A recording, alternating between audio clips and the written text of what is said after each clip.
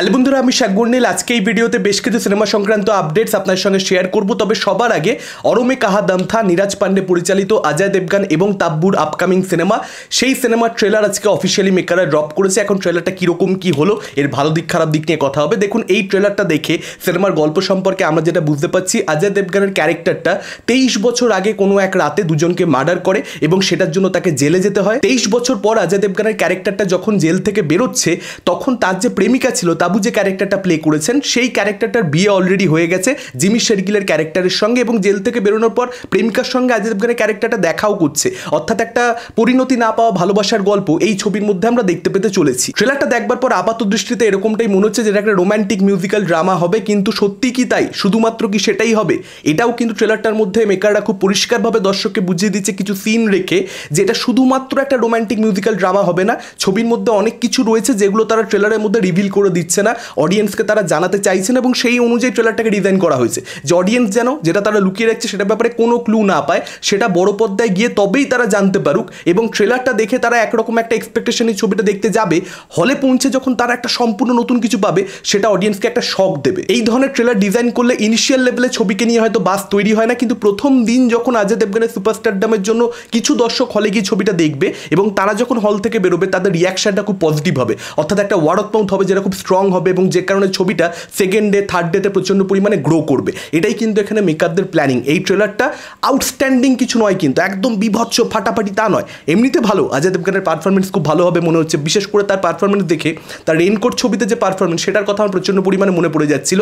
চশমা পড়েছে অজয় দেবগন, তার জন্য কিনা আমি জানি না। অন্যদিকে তাব্বুর সঙ্গে তার যে ইকুয়েশন, তাব্বুর পারফরমেন্স, একটা সিন রয়েছে দেখবেন যেখানে অজয় দেবগন সিঁড়ি দিয়ে নামছে এবং তাব্বু দাঁড়িয়ে রয়েছে নিচে এবং দুজনের দিকে তাকায়, সেই জায়গাগুলো ডেফিনেটলি টপ নচ। এবং একদম শেষ ভাগে অজয় দেবগনের যে ভয়েস ওভার, যেভাবে ট্রেলারটাকে এন্ড করা হয়েছে, সেটা ইম্প্যাক্টফুল।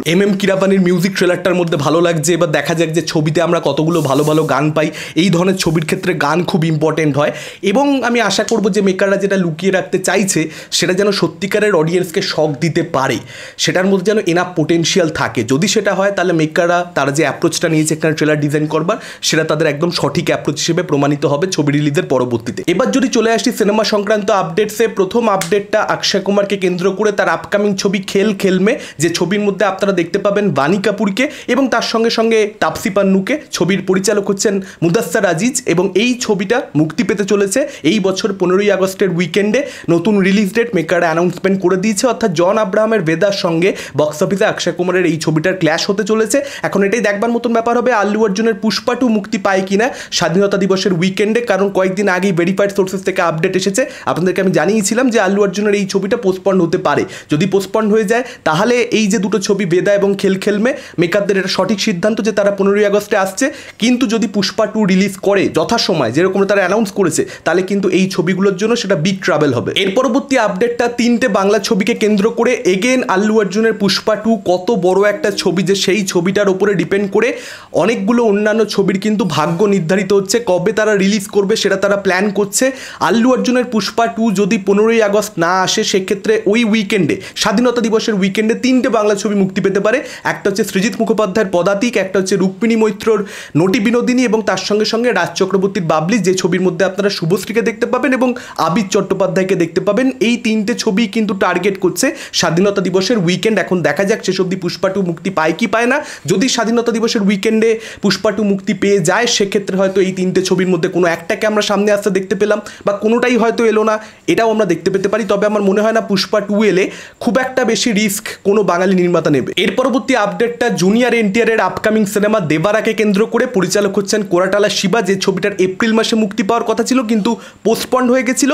নতুন রিলিজ ডেট ছিল 10ই অক্টোবর এই বছরই, সেই ছবিটা মুক্তি পেতে চলেছে 27শে সেপ্টেম্বর। এবং আলিয়া ভাটের জিগরা, যে ছবিটা 27শে সেপ্টেম্বর আসলে মুক্তি পাওয়ার কথা ছিল, সেই ছবিটা মুক্তি পেতে চলেছে 11ই অক্টোবর এই বছরই। অর্থাৎ এই দুটো ছবির মধ্যে কিন্তু রিলিজ ডেটের মধ্যে একটা ইন্টারচেঞ্জ দেখতে পাচ্ছি। এর পরবর্তী আপডেটটা সালমান খানকে কেন্দ্র করে, তার আপকামিং ছবি হচ্ছে সিকান্দার। পরিচালক হচ্ছেন AR মুরুগাদাস, আপনারা সকলে জানেন। তো সেই ছবিটা 2025 সালে তো মুক্তি পেতে পারে, এটার ব্যাপারে আমরা সকলে জানি। ছবিটার সম্পর্কে আজকে যেটা আপডেট আসছে, টম ক্রুজের মিশন ইম্পসিবলে অ্যাকশন ডিজাইন করে যে টিম, তারা সিকান্দারে অ্যাকশন ডিজাইন করবার দায়িত্ব সামলাচ্ছে, এরকমটাই জানতে পারা যাচ্ছে।